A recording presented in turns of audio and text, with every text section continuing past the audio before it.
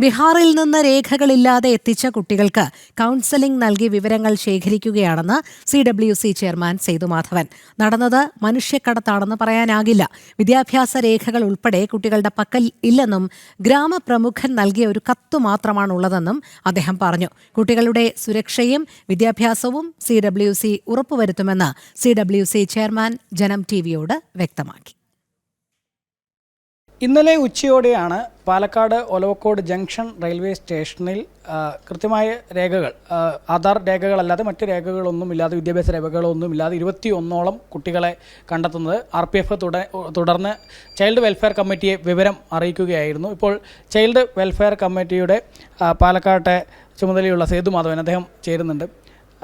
എന്താണ് ഈ ഒരു കുട്ടികളെ സംബന്ധിച്ച് എങ്ങനെയാണ് നിങ്ങൾക്ക് വിവരം ലഭിക്കുന്നത്?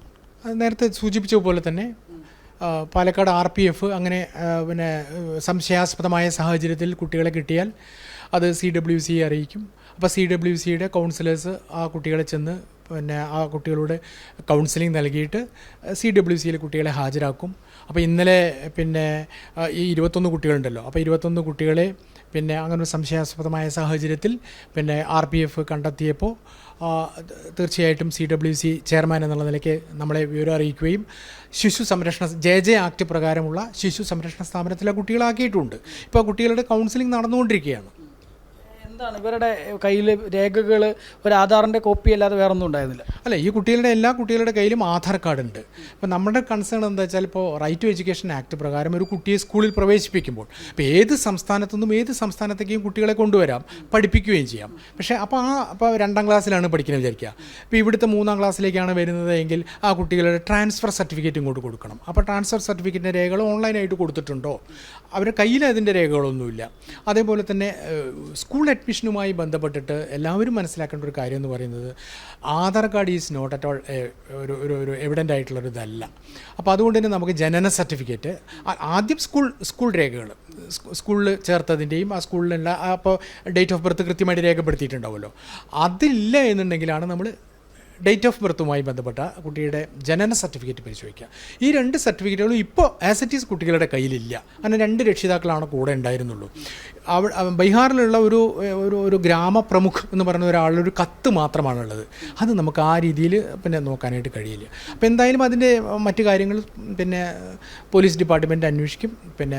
നമ്മളിപ്പോൾ ജെനുവിനായിട്ടുള്ള റെക്കോർഡ്സൊക്കെ നമുക്ക് കിട്ടുകയാണെന്നുണ്ടെങ്കിൽ, കോഴിക്കോട് ജില്ലയിലാണ് അവർ തുടർന്ന് പഠിക്കുന്നതെങ്കിൽ കോഴിക്കോട് CWCക്ക് നമ്മൾ ഈ കുട്ടികളെ കൈമാറും. കോഴിക്കോട് CWCക്ക് കൈമാറിയിട്ട് കോഴിക്കോട് CWC അവരുടെ പഠനവും സുരക്ഷയും ഉറപ്പുവരുത്തും. ഇത് മറ്റേ ഏത് സ്ഥാപനത്തേക്കാണ് കൊണ്ടുവന്നത്? അത്തരം കാര്യങ്ങളൊക്കെ അല്ല, അത് അന്വേഷിച്ച് വരുന്നേ ഉള്ളൂ. ആ സ്ഥാപനത്തിൻ്റെ ഒരു പേരുണ്ട്, പക്ഷെ അതിപ്പോൾ അങ്ങനെ പറയാനായിട്ട് കഴിയില്ല. കൂടുതൽ അന്വേഷിച്ചപ്പോൾ എന്താണ് ഈ രക്ഷിതാക്കളുമായി ബന്ധപ്പെടാൻ കഴിഞ്ഞിരുന്നു? 2 രക്ഷിതാക്കൾ കൂടെ ഉണ്ടായിരുന്നു എന്ന് പറഞ്ഞില്ലേ, അവർ ദേ ആർ ടോട്ടലി ഇല്ലിറ്ററേറ്റ്. അപ്പോൾ അവർക്ക് മാത്രമല്ല കൃത്യമായിട്ടുള്ളൊരു ഹിന്ദിയും അല്ല അവർ പറയുന്നത്. അപ്പോൾ ഞങ്ങൾ ഈ ട്രാൻസ്ലേറ്ററിനെ കൊണ്ടുവന്നിട്ടുണ്ട്. അപ്പോൾ അവർ ചോദിച്ചുകൊണ്ടിരിക്കുകയാണ്. ചോദിച്ചുകൊണ്ടിരുന്നതിന് അതിൻ്റെ കാര്യങ്ങളുമായി ബന്ധപ്പെട്ടിട്ട് നമ്മൾ മുന്നോട്ട്. പാലക്കാട് തന്നെ 2013 ഈ കുട്ടികളെ ഇതുപോലെ കൊണ്ടുവന്ന് ഇതിനു മുമ്പ് പിടിയിലായിട്ടുണ്ട്. എന്തേ റെയിൽവേ സ്റ്റേഷനിൽ വെച്ച് വലിയ വാർത്തകളായിരുന്നു. അതൊരു മനുഷ്യക്കടത്ത്, കുട്ടിക്കടത്ത് എന്നുള്ള തരത്തിലൊക്കെ പോയി അറസ്റ്റ് ഉൾപ്പെടെ നടപടികളിലേക്ക്. അപ്പോൾ അത് വളരെ ഗൗരവമായിട്ട് തന്നെയാണ് ഈ വിഷയം കാണുന്നത്. തീർച്ചയായിട്ടും. പക്ഷേ ഇത് മനുഷ്യക്കടത്ത് എന്നുള്ളൊരു അവസ്ഥയിലേക്കൊന്നും ഇപ്പോൾ ഇത് എത്തിയിട്ടില്ല. അങ്ങനെയൊന്നും ആരും റിപ്പോർട്ട് ചെയ്യരുത്. കാരണം നമ്മൾ അന്വേഷിച്ചുകൊണ്ടിരിക്കുകയാണ്. നമ്മുടെ CWCയുടെ കൺസേൺ എന്ന് പറയുന്നത് കുട്ടികളുടെ, അത് ഇന്ത്യയിലെ ഏതൊരു കുട്ടിയെയും, വിദ്യാഭ്യാസ പ്രായമായിട്ടുള്ള കുട്ടിയെ റൈറ്റ് ടു എഡ്യൂക്കേഷൻ ആക്ട് പ്രകാരം ആ കുട്ടിയുടെ വിദ്യാഭ്യാസവും സുരക്ഷയും ഉറപ്പുവരുത്തുക എന്നുള്ളതാണ്. ബാക്കിയെല്ലാം പോലീസ് ഡിപ്പാർട്ട്മെൻറ്റും മറ്റും അതിൻ്റെ അന്വേഷണത്തിൽ വരുന്നതാണ്. നമ്മളിപ്പോൾ നമ്മുടെ CWCയിലേക്ക് RPF കൈമാറി. അപ്പോൾ ആ കുട്ടികളെ ഇപ്പോൾ സുരക്ഷിതമായിട്ട് ഒരു സ്ഥാപനത്തിലാക്കിയിട്ടുണ്ട്.